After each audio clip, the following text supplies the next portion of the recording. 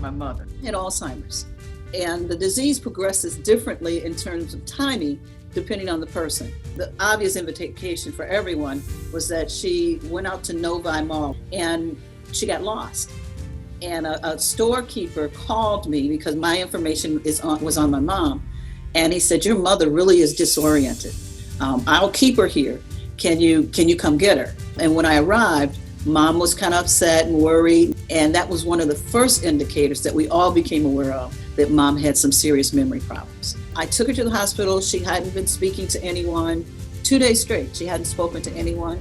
And just kind of laying there, we stayed in love with her and connected with her and tried to touch therapy with her. But we're sitting in the hospital room, in the little room that they gave us. It was like 10 o'clock at night. Emergency room is full, but they put us in a room. And we sat there all night.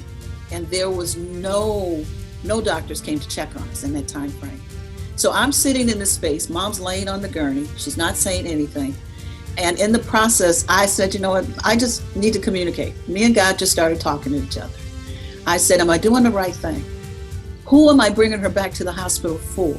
This is the third time in 3 months.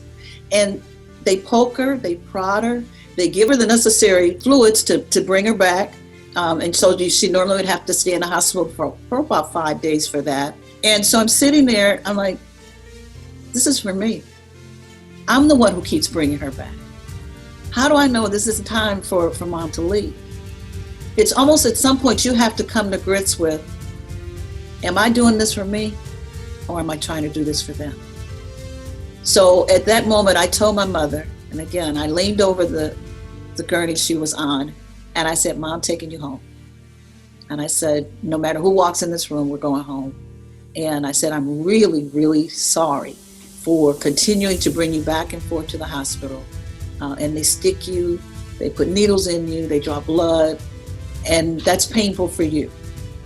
So in the process of me saying that to her, she opened up her eyes and said, I love you.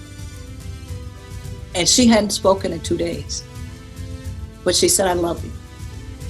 And that was my confirmation that I was doing the right thing.